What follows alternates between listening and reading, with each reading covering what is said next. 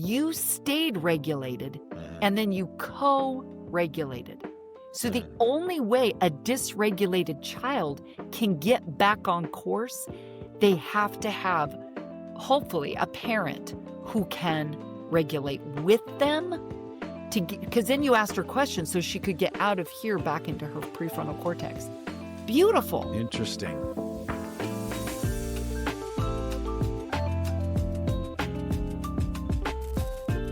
Welcome back to Raising Men. Dr. Michelle Watson Canfield is a national speaker, author, and licensed professional counselor with over 30 years of experience helping men become more connected and intentional fathers.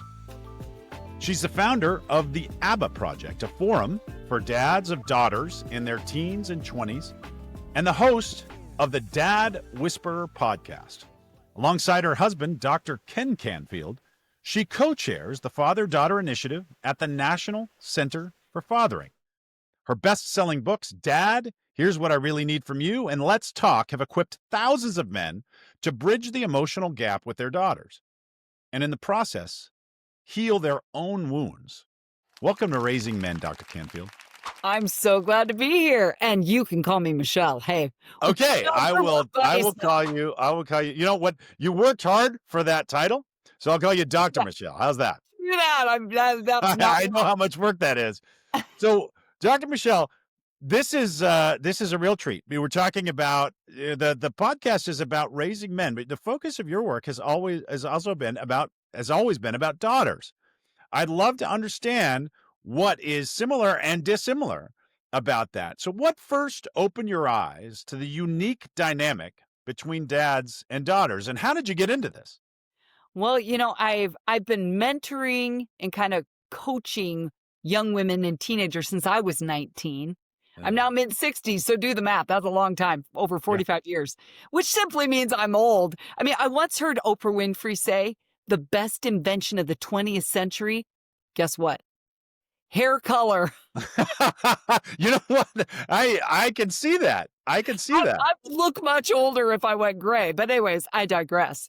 So I've invested in teenage and young adult women for a long time in different roles. And then when I became a professional counselor in my late 30s, really where I've dialed in is with women, young women, teenage women, and I'm the oldest of 4 daughters. So I've realized a lot of estrogen, a lot of being on my planet of Venus. And so when I was 49, I began to realize that so many of my counseling clients, if you trace back what their issues were or are even currently, it's often a father void where dad missed filling their love tank or connecting with their heart, or a dad wound where there had been injury. And so whether it's emotional, sexual, spiritual, even spiritual abuse, those kinds of things. And so one day I was actually reading my Bible at Christmas time and read about this guy named John the Baptist who was going to turn the hearts, not the heads of fathers to their daughter. And the light bulb went on. I went, I think a lot of men don't know how to turn a heart. And men are really good at turning their head, which I say, men, we need your mind. You help us fill out FAFSAs for college or specs on a car to get the best one and read a map. And I know that's a little gender stereotypical, but still I'm saying by and large, I want to affirm men always and say, you bring gifts to the world that we as women need. And yet this whole idea of turning a heart is something that a lot of men I've coached and counseled and been with at conferences, and I write to them. They'll say, yeah, that's not quite my strong suit. I don't even know what that means. And so in January of 10, after kind of that aha moment about the heart turning, I emailed 11 dads whose daughters at the time were my counseling clients in their teens or 20s and asked these men, many of them I'd never met, how would you like to join me once a month for 6 months to see if there's a change in you, your daughter, or your relationship? And guess what, Sean? I'll bet they all said, sign me up. 10 of the 11 said yes. We ended up going a year. Wow. And I never had any curriculum. I didn't have any idea of where I was going. But every month I just wrote it down. I know this sounds like promo, but really I'm just saying, Dad, this is a resource for you. I put all of that into this book and I wrote it in Martian, right? I flew to your planet. They're all really short chapters. They're like 2 pages, that's a whole chapter. I've had men That's go, perfect. "I read 2 chapters last night." And I'm like, "Rock on." I wrote it with that in mind so men could feel like they accomplished something. But really, I did that for 10 years in Portland before moving now to Arkansas. But I continued to do Dad-Daughter Friday blogs. I've done that since 14. Wrote a second book. I speak at men's conferences. I coach men. So I'm passionate like you are about equipping men to lead. Yeah. Oh, I love that so much. I think uh, what do you see as the similarities or differences between how dads need to show up for their daughters and how dads should be showing up for their sons? Much of it is obviously the same. You're the same man Sure. with your same history, with your same triggers, with your same assets and liabilities, right? Like you're all still the same you. So in many ways, showing up for your kids means showing up for your kids. Being Yeah. present is the present. It's the gift, right? But at the same time, and you have a daughter and a son, and you and I were even talking before this recording, you're like, it's different. Yeah. Every man, I can't think of one I've ever talked to who has said something other than it's different. Yeah. And what I love is that many men say it's almost like a different portal to my heart, Mhm. sort of activated or opened up with a daughter. It's just different. And so that's where, again, I want to equip men with different skill sets to be more dialed in at a heart level, like I said about heart turns, to their daughter's needs. Because think of it, men, you either were married to a daughter, you're going to get married to a daughter, you were married and aren't married anymore to a daughter, and maybe you still have issues with that, baby mama, because Sure. you still are interacting with her and she's living out of her father wounds. In fact, I've asked at men's conferences recently, I've asked this with my ABBA Project Dads group, give me a show of hands. How many of you would say the woman you're married to, were married to, either way, has dad issues? Mm. Most of the time, almost every hand goes up. Yeah. So I'm like, men, why do you not want to put time, investment, energy into learning how to raise your daughter and your son, who will be relating to women throughout his life? Why not learn a skill set as a dad of a daughter that will benefit you with all your relationships?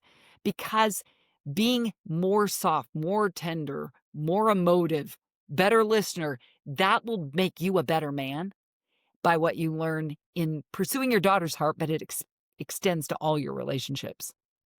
Yeah, the metaphor that occurred to me at one point in time about this, and I'd love to get your feedback about this, is, when I grew up, it felt like masculinity was about strength and it was about projecting strength. And it was almost like we view ourselves as a castle. And masculinity was about how thick the walls are and how tall the walls are and how impenetrable the walls are. And so essentially you're bragging about how no army can break into this castle, but almost by definition, in order to be that strong, the castle walls have to be very, very small. And they only can encompass this tiny little building of your castle. And wow, that's great. You have these impenetrable walls surrounding this tiny little castle that really can't do much. And nowadays, I think our eyes are opened up to the fact that it's not about how thick the walls are. It's about how big the enclosure is. What you really want is the walls to cover as much space as possible so you can have villages in there that thrive.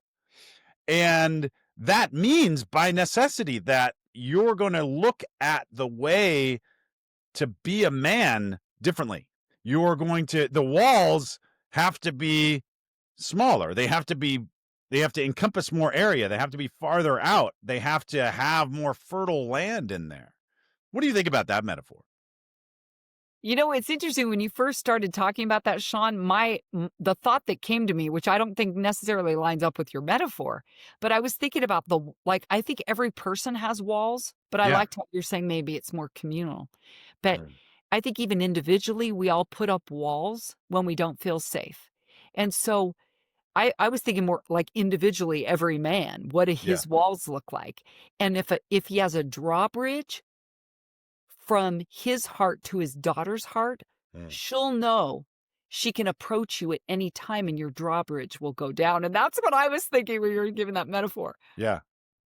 Yeah, I think that's right. I think that's right. You know, I one of the things that you've written about that really resonated with me is that men often freeze rather than fail. And so I'm wondering, how do you find that men are best able to, move for that? Like you have your daughter come up to you and she's freaking out, or she's seeking connection, and you don't know the best way to bridge that, and so you freeze. How do you think about that? How do you get around that? Yeah, that's a great question. Let me first say the phrase that I've often said to men. I've written about it, talked about it, just so I can take what you just said it and put it in my words, which is from my now almost 16 years of traveling from my planet of Venus to your planet of Mars. So I'm bilingual. I speak Venusian, my native tongue, and a bit of Martian. Sure. Here's one of my observations of Mars and Martians is that often men would rather do nothing than do it wrong. Yeah. And you men are smart enough to know when you're making it worse. A daughter's having a meltdown, you're trying to help.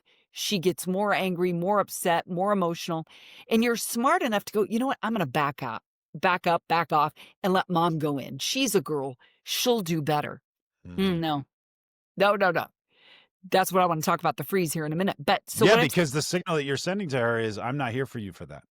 totally. You're Yeah. too much. When you can calm yourself down, then we can have a valid conversation, or then I'm approachable. So Wow. that's the drawbridge, if you will, going back up, right? Yeah. You Yeah. Yeah. figure it out, then I'll be here. But so what I want to say to you, men, is so again, men would rather do nothing than do it wrong. But you know what? You're smart enough to know that doing nothing actually is doing it wrong.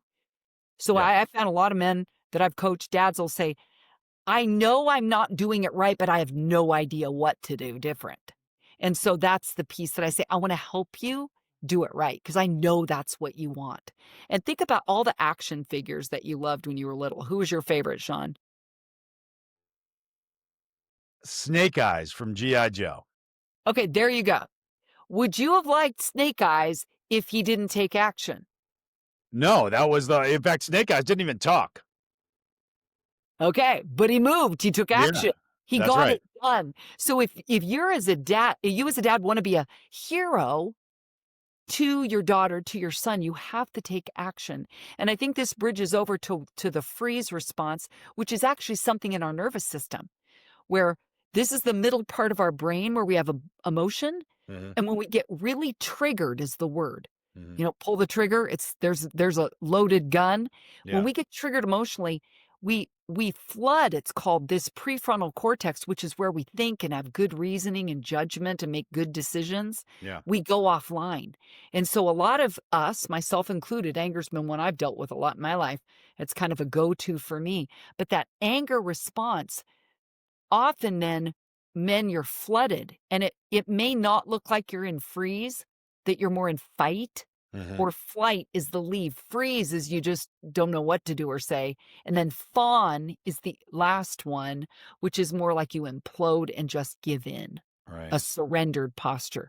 So on the freeze, that might be some of the men go, I don't actually freeze, I go into fight. Sure. Or some of the men go, I go into flight, I'm just out of there. I'm not even going to fight anymore because it's not worth it, I'm out. So that's your own history informing your response, men. Yeah. That's your own stuff. So again, to be a proactive dad is where you're, first of all, mindful that that's what's happening inside of you. I often say, ask yourself 0 to 10, what number are you right now? Mm. Be honest about your own activated nervous system. Yeah. And so if you're stuck at an 8, 9, 10, it's always old stuff. It's always your own history, even though it seems like it's your daughter or your son that pushed the button. Because think about it when you're driving a car. If you have a red light come on the dashboard, you could get out a hammer and go, I hate red lights. I'm I'm bashing gonna destroy the red light. Yeah. destroy the red light, or I'm going to get out of the car and unplug the wiring because I don't like being signaled. Yeah. But wisdom says you lift up the car, the hood of the car, you look inside at the wiring to say, what's going on Right. that needs attention? What is the signal trying to tell me? It's the same with your kids. So Yeah. it's legitimate if you have a freeze response. I would guess you probably learned that in your childhood. And yet being mindful of that is a first place to start. Number 2, I've got some tricks up my sleeve how to help a body calm down. Do you want to hear Mhm. those? It'll help you Yes. get out of freeze. Okay. Any of you remember? I'm going to ask you, Sean. Do you remember when you were a kid? Did you ever do going on a bear hunt where you'd tap on your legs? Going on a bear hunt, going on a bear hunt. I'm not afraid. Did you ever do that? Once or twice, but yeah, it wasn't a central thing. Okay, but okay, so think about it. It says, I'm not afraid because I got my gun, meaning I've got something to self protect. Right. And then it says, can't go under it, can't go over it, can't go around it, gotta go through it. Mm. Such wisdom in that childhood Mhm. quip. So anyway, with this, what you can do to calm yourself when you're like freaking out, you're like, I've told you 50 million times not to put your shoes in the doorway. I just got home. It was a stressful day. I walk in and I tripped. And the dad, you as a dad are like, how many times am I not going to be heard in this house? Yeah. And you overcompensate, right, by maybe getting angry. Yeah. When if you trace that, you're like, okay, yeah, I'm not my best right now. I'm at a 9. Okay.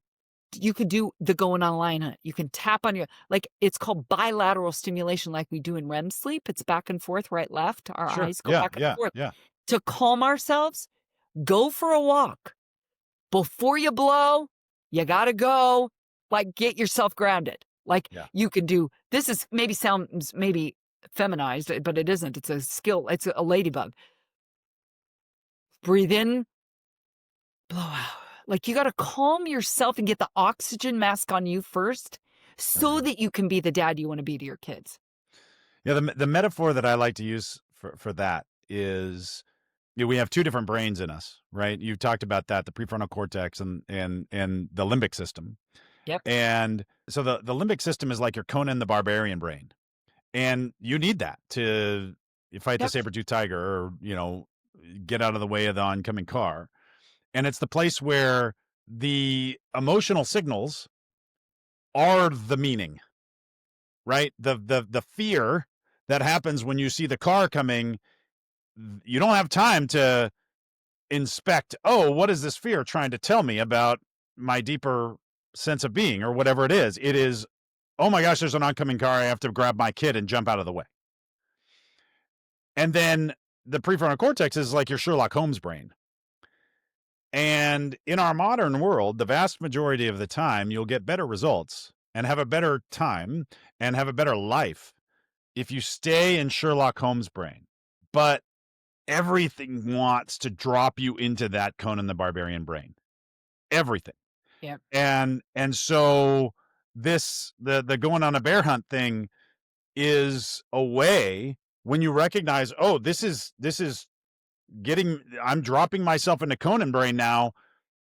I need to get out of that. And that's a good technique to get you back into Sherlock Holmes brain. The fact is that I literally have never in my entire life, I can't think of a single time where I acted out of Conan the Barbarian brain and that was the right thing to do. I can't think of a Exactly. single time. And maybe there are some where, I was reacting to something in the road or something like that with my car and Yeah, I don't have visibility into it, but certainly in interpersonal relationships, Conan the Barbarian brain makes things worse. absolutely. You won't regret waiting to respond till after your midbrain, that limbic system has cooled down. Yeah. So think about when your kid was 3, you give them a 3-minute timeout. Yeah. They're 5, you give them a 5-minute timeout. If Yeah. you're 45, you need a You need 45-minute you need a 45-minute timeout timeout. for Yeah.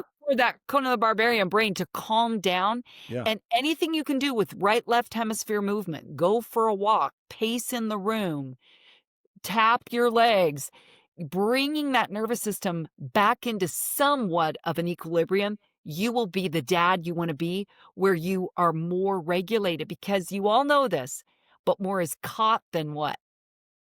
Taught. So they're watching you. And I think Mhm. sometimes it can be a bit of a mixed message when a dad is saying to his kids, calm down, stop being angry, stop fighting, but yet you aren't Yeah, you're Like, yelling at them, "Calm down!" yeah, you're not giving the same directives to yourself. So Right. just a reminder here, okay, here's some practical ways that you can calm yourself so that you do speak in love and do speak in the way that aligns with the core of who you are. Yeah. Yeah, I think, and then we're not taught these techniques to get ourselves out of Conan brain. And in fact, when I was young, it was almost like it was virtuous to be in Conan brain because, again, that was being strong, that was being a man. And I think what we're learning now is that no, what's virtuous is to recognize the signals that are coming out of Conan brain and to incorporate them into and apply your values to them and then act intentionally about that.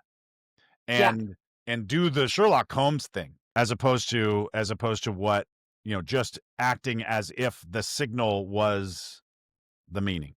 exactly. Another way to think about it is in this body of work called dialectical behavior therapy, DBT. Maybe some of you've heard of it, but they have two circles that overlap. Mhm. And the left circle is the emotional brain, and the right side is the rational brain. But where they overlap, they call it wise mind. So Mm. it's more of a wisdom stance where you're your best self when you incorporate both sides. Yeah. Yeah, I can see how that's right. I can And see how that's sometimes right. what we have to remember where I talked about if you hit an 8, 9, or 10, it's Yeah. your old stuff, meaning what just happened flips the switch on that's on the wall, but it's hardwired behind the wall long Mhm. before that moment. Mhm. So when we hit a big number and it seems like they're not listening to me, they never put their shoes away, or I've told them to stop fighting, or I asked them 10 times to do that chore. Like, how many more times can I want to be a great dad. I want to train my kids to be responsible and right, do their chores and get along. And so what's getting activated in you, I would guess what might like if you trace that back, where does that tie to my family of origin? Was I heard in my home? Did my voice matter? And I get that this may be getting in the deep end of the pond. Like, how do you look at your inner world? Well, I coach dads around the country. Yeah. I'll walk with you if you want. Like, helping men understand their inner world, where their emotions are coming from, where their responses are, is so fun for me because I watch men becoming the man, the dad, the husband, the manager he wants to be when he Yeah. understands himself more. Yeah, there's a real feedback mechanism at work there, isn't there? So, as you improve one aspect of your life, that goes to improving other aspects of your life. And so, you're going to improve your relationship with your daughter or your son, and that's going to help you be a better man at work, and that's going to help you be a better partner to your wife or your spouse or Absolutely. whatever. Yeah. And so there's a virtuous cycle there. Yeah, absolutely. And I think, back to what you'd asked about what's different about raising a daughter than a son Yeah. is think about daughters. I mean, even the research shows like that women have 11% more neurons in their brain attached to hearing. Uh, And so sometimes men are like, where'd you get that out of that? To a wife, a spouse, a partner, or a daughter. And we're over here going, how could you miss it? It was yeah. so obvious. And it's just missing each other. And so it has a lot to do with genetic wiring.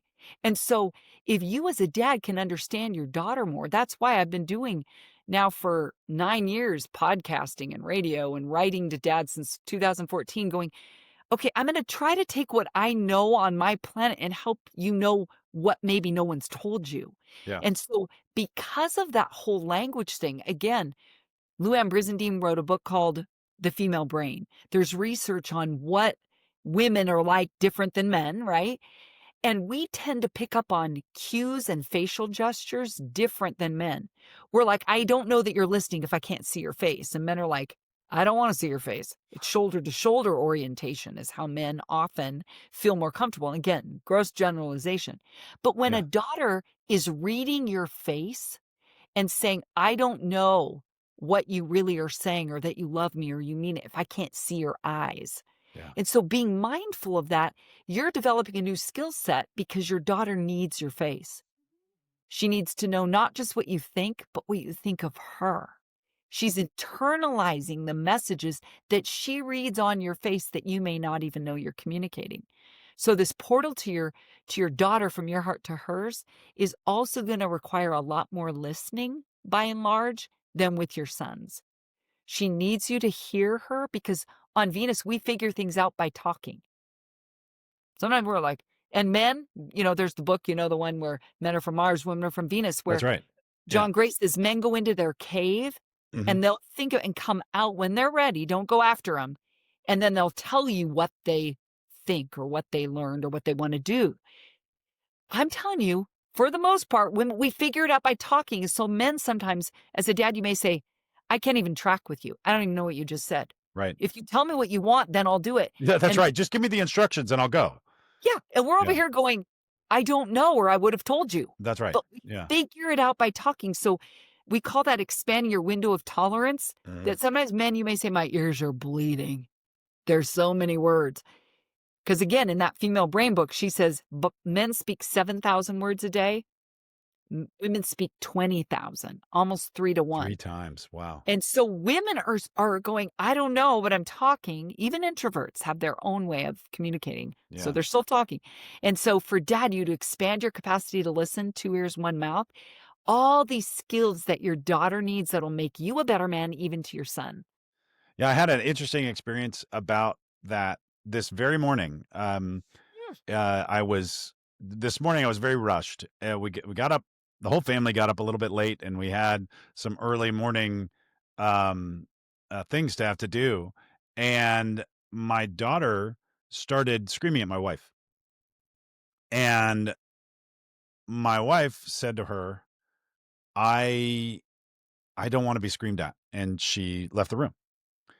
And I was getting ready, and that kind of set my daughter off.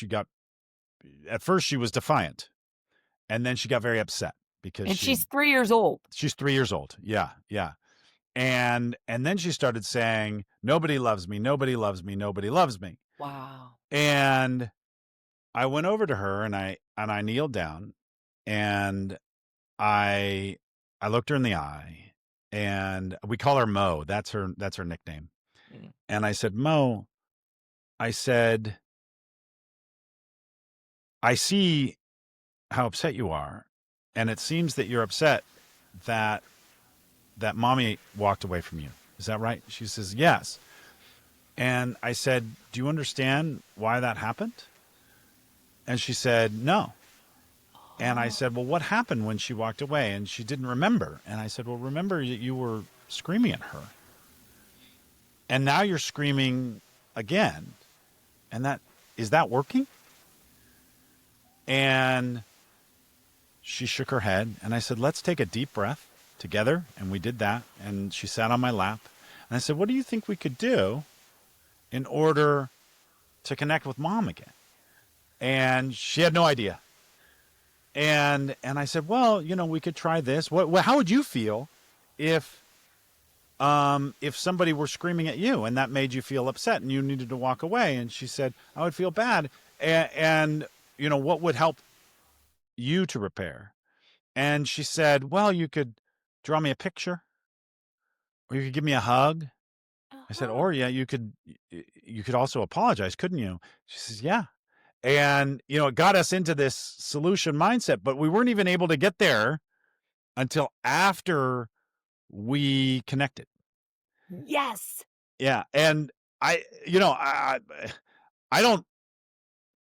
know why it occurred to me to do that. But it really, really, That's really worked. phenomenal. That Sean, that story, if that's the only thing men take away from our conversation, it will be worth the listen because you modeled, I'll give it psychobabble words just to Perfect. validate, because you obviously know more than many men I speak with to refer to the prefrontal cortex and limbic system and repair, rupture and repair, right? Those Yeah. are all words in psychology. But what happened? What's your daughter's name? We call her Mo. Mo. Oh, okay, Yeah. so we'll go with Mo. Yeah. So she was dysregulated. Yeah.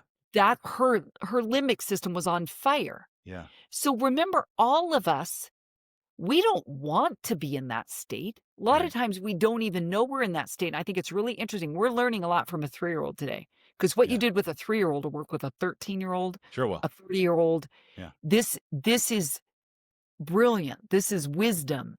This is gold that you're giving these men to say, you turned toward her, you got down on her level, your voice was calm, I'm guessing, Yeah. like you're talking now. Absolutely. So your Absolutely. voice wasn't raised, you stayed calm, so your daughter was dysregulated, you stayed regulated, Mhm, and then you co-regulated. So the mhm. only way a dysregulated child can get back on course, they have to have, hopefully, a parent who can regulate with them, to because then you asked her questions so she could get out of here back into her prefrontal cortex. Beautiful. Interesting. Yeah, I didn't I wish I had that level of intentionality about it. It felt like the right thing to do at that moment. Maybe it was because you and I were going to be speaking later on in the day. Yeah, And you're like, and I "Okay, was I gotta channeling go." some of the lessons I've gotten from reading your work and That was preparing. phenomenal. That was Yeah. that well done, and I love to I just wanna highlight that when you asked her, "Do you know why mommy left?" She didn't remember. So that's what happens to a lot of At us, all. where we don't remember when we're that on fire in our brain. It floods this, and we can't put it together. So you helped walk her through alternatives. So if dads are listening, that they're saying, "How do I raise good men? How do I raise sons to be their best masculine self, which is strong and courageous and brave Yeah. and emotionally dialed in and emotionally engaged," is that you led with both sides of your brain together, and then she followed your lead. Well, I'll tell you a couple of things about that. So my reflex in that moment, when she was screaming and yelling, was to scream and yell back. Stop screaming, right? And that was my first reflex. Another reflex I had that I had to kind of suppress was when she told me that she didn't remember what she'd done. I didn't believe her. Ah, It felt to me like she was acting on purpose. She was yelling on purpose to try to get a rise out of me. ah. And to get a rise out of her mom. She was doing all of the and she was refusing to admit that she remembered what she'd done. She knows that apologies make things better, and she wasn't acknowledging that. And it felt to me like she was lying, but she wasn't, I don't think. I don't think so either. And I had to get over that. I had to it often feels to me when they're getting dysregulated that they're acting intentionally, which is insane. When I'm dysregulated, I'm not acting intentionally. I don't see how a 3-year-old is going to be acting intentionally in that moment. And Come yet on. I respond. My reflex is Ah, to respond as if they were acting intentionally. It's insane. it is insane. So in other words, the 3-word phrase, "perception is projection," is your perception was, "She's not telling me the truth," and then that can be projected onto someone else. Whereas back to this skill, you listened. Hmm, You asked questions of her and you listened. hmm. That is part of co-regulating, right? Because you slowed down, took your we all have presumptions that we bring into relationships and Right. conversations. But you were this was all how long did this whole thing take from beginning to end? More than 5 Oh, minutes? 7 minutes.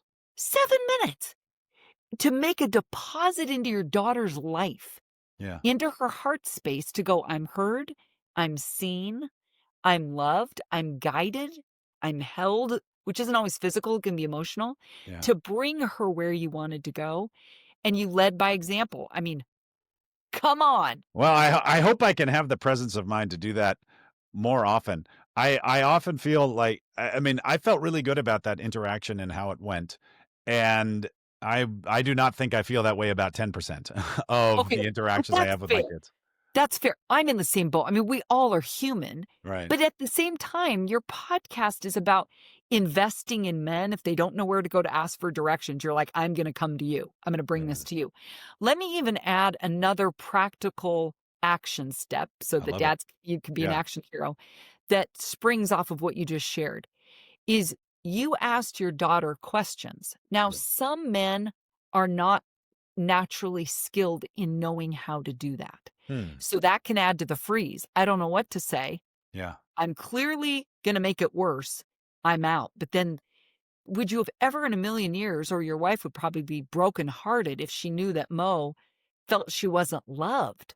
Right. Like we as women, I was saying men read lines, women read between lines. We're reading into everything and coming back to, I don't feel enough. I don't feel loved. I don't feel seen. But you never, as men, think that even would have been the message you would have given by walking away or Yeah. some mom walking away, but that's how it gets encoded, right? So here, I want to go back to this skill set that I found is really helpful. Do you remember I think it was grade school, I can't even remember what grade, where we learned who, what, when, where, why, how? Yeah.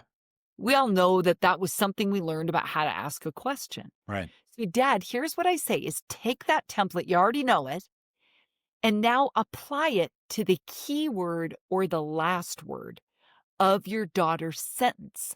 Hmm. So when sometimes you go, I don't know what to ask next, I don't know where to lead this conversation.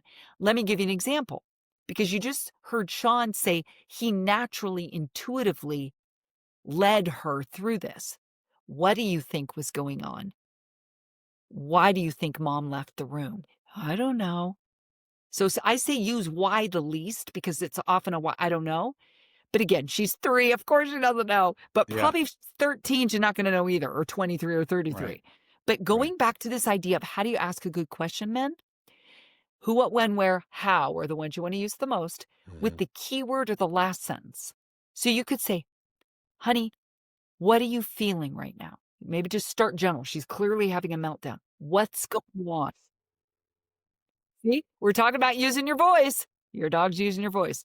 Okay. Is it a her or a him? A female or male Oh, the or a boy. female? My dog is a boy, and his name is Chicken. Okay, so chicken, he fits with your population. How do you raise men to use their voice in a way That's that right. doesn't Yeah, bark or he's bite? thrilled to use his voice. He uses his voice a lot more than I wish he would. Which is what a lot of dads actually say about their kids. I wish you would just shape up, not use your voice, not talk back, not interrupt me. I'm like, Yeah. well, fathering. Yeah. It's expanding your capacity for all the mess. I mean, I've had to do that now that I have a big tribe that I married into 5.5 years ago. Yeah, I got married at the age of 60 for the first time. That's Now amazing. our 19th grandbaby's on the way. So Ken Wow. says, your house was so organized and clean before. Now things are broken, scratched. He says, yeah, kids come over and they bring communicable diseases. There's a mouthful. And they break stuff and then they expect you to pay for it. That's kind of the trifecta of parenting or grandparenting, right? So, okay, I digress. Back to this who, what, when, where, why, how. Yeah. Why use the least. So then when you pair that with whatever she did just say, or if it's a lot of words and you're like, I have no idea where to go with this, go with the last word because there's no right or wrong way to do this. Right. So say that you pick up your 7th grade daughter from school and you go, how was your day? And she's like, she had a bad day. So she's Yeah. like, fine. You're like, oh, okay. So you men often are like, okay, I want to make my women happy. I don't want to make it worse. I don't want to get my head bit off. What do I say next? Yeah. And so you say, what about your day was fine? How was it fine? Where was it fine? There's no right or wrong. You're like, oh, I've got a tool in my toolkit, my fathering toolbox. I can pair the word with what she just said. Then maybe she goes, well, choir was good today. Hmm. What about choir was good today? She then knows you heard her Yeah. because you could even say the same words back. Right. It was hard in choir today. You don't even have to do it. It has an implied who, what, when. So you keep the conversation going, but then you may get home, say that you stopped with fine, and maybe her mom goes, oh, how was her day? And you go, fine. On Venus, that's a non-answer answer. Mm. Men say, if you wanted to tell me more, you'd tell me more. Over here on our planet, we're like, if you wanted to know more, you would have asked me more. Yeah. So sometimes Yeah. those are a little bit of bait and switch. We're like, if you cared, you'll stay with me and help me talk this out, figure it out by talking. So that's a really practical way, men. If asking questions and drawing out your daughter or your son isn't your natural gift, think who, what, when, where, how, keyword or last word. And I'm going to give you one more for your toolbox, men. It's 2 words. You're going to love this. I've had men go, that works for me. I like it too. Men just say, get to the point already. Tell me how to fix it. Get to the point already. Okay, here it is. I'm wondering. Okay. Like I'm wondering what's going on. I'm wondering what had you scream today, Mo. Yeah. I'm wondering. I once had a dad in the ABBA project who his 17-year-old daughter, Megan, he had 4 boys and she was the youngest, and she's senior in high school, skipping school, rebelling. And he goes, she either bites my head off Yeah. and gets mad at me, or the wall goes up and she won't talk to me, hence the drawbridge. And so I'm like, we all have them. As women, I have a men go, yep, you know, when it's the drawbridge is up. Yeah. So anyway, over here, I'd say, this guy goes, I can't get any response. And I don't know what I'm doing wrong, but apparently everything I say makes her mad or reactive. So I said, try putting I'm wondering in front of the exact same question. This guy goes, well, Doc, I got nothing to lose. I might as well do it. He goes home. No lie. True story. I'm still in touch with Megan, who's now a mom to 3 boys, and Dad Andy. But he went home and he said, hey, Megan, I'm wondering, why didn't you go to school today? Same exact question. And she goes, oh, actually, I did go to school. We had an early release, and that's why I'm home. And he was like, what just happened? Wow. Like, your tone changed. I guarantee it. If women feel like you're blasting them with an inquisition, Sure. you think you're saying it in a softer way, but that's that heart connection. It's softening your tone and being mindful of that. Maybe your boy responds to going, come on, man, come on, get up. It's time to go. And I think it's because as men, we feel like the goal is to get the info, right? But that's not the goal. The goal is actually to open the drawbridge. Come on. So if I ask a question in a way that doesn't open the drawbridge, then that actually doesn't even if she answered the question, you wouldn't have accomplished the goal. Yeah, and if like many of the men I've walked with say, okay, I know I'm not doing it right. Like, I know the drawbridge is up. Yeah. I have absolutely no idea what to do for her to lower it because I can't pry it open. Right. Yeah, I feel like mine's being lowered and she's not lowering hers. Yeah. So then you feel so stuck. And that's what I love about equipping men to be the dad, the hero they want to be, and have more tools in their fathering toolbox of, oh, I can ask questions with who, what, when, where, how, what, some why. Oh, I can put I'm wondering in front of a sentence. Let me give you another one, man. I love practical. You're just dropping bombs, Dr. Michelle. I love it. Okay. Do you have a dry erase marker? Most probably do somewhere. Yeah. Do you have sticky notes? Yes, I do. Okay. Most have these sitting around their office, or if not, your drawer, somebody else's. These are a game changer for women. You can do this with your daughter. You can do this with your son. You can do this with your wife, ex-wife, partner, anybody. And I say ex-wife. I know that's a little bit like, what?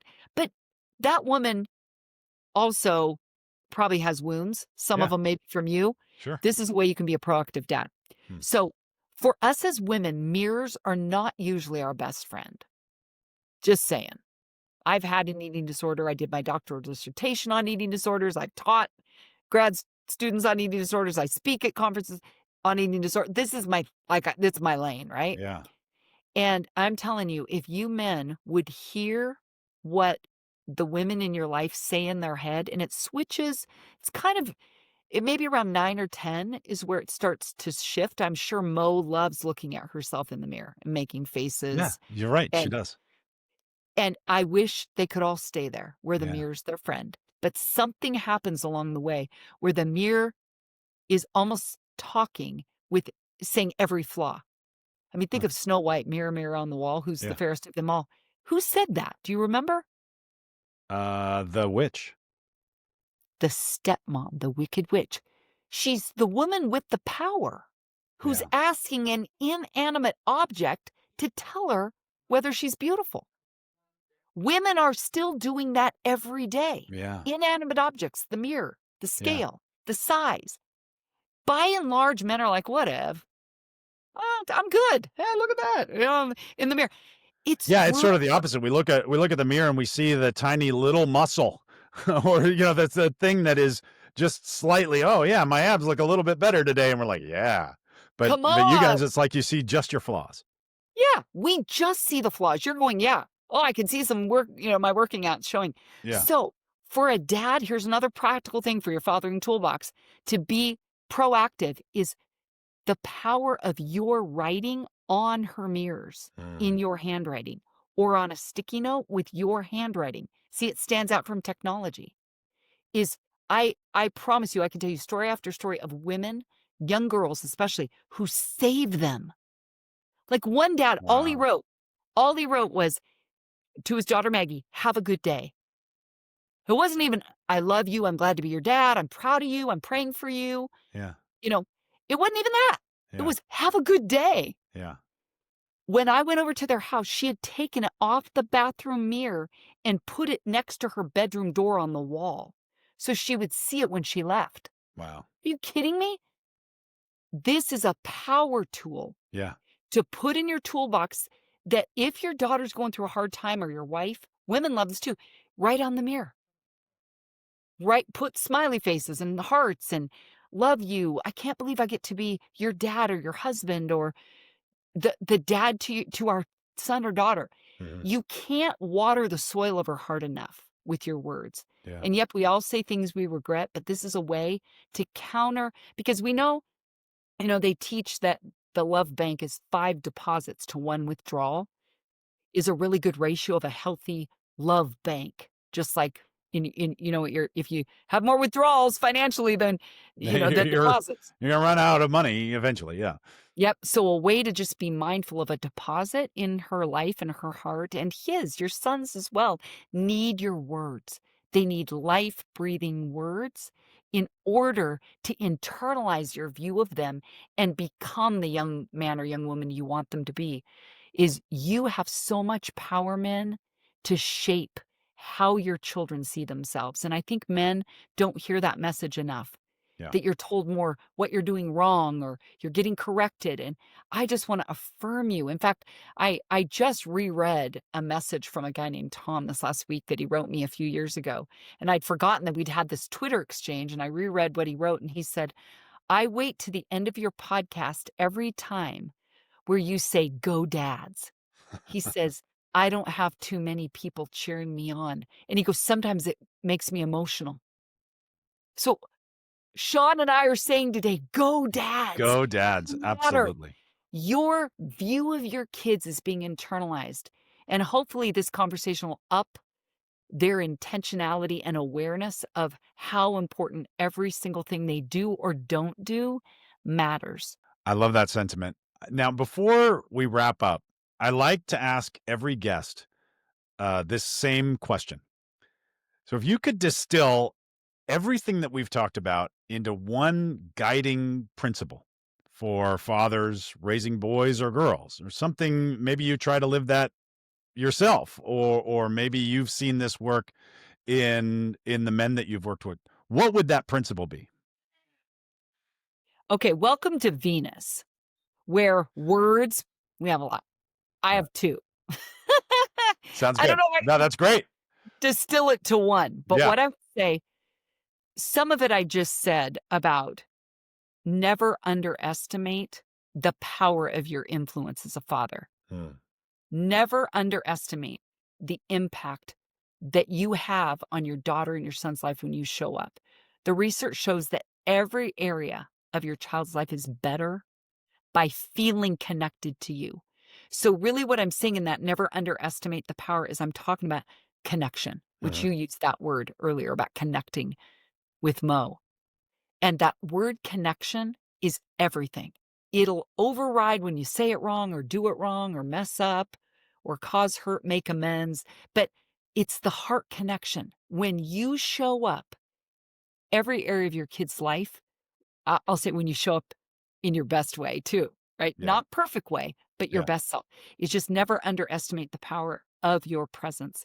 And the flip side of that also, this isn't even number 2, but is that it's never too late to rebuild the bridge to your daughter's or your son's heart. Yeah. You may have been given a message even by them, I don't ever want you in my life. Yeah. So I'm saying, yes, your presence matters. I would say, Sean, probably 75% of the emails I get from dads are for estrangement. So Wow. a dad may be listening going, I hear you. She won't talk to me. He won't talk to me. He's cut me out of my life, their Right. life.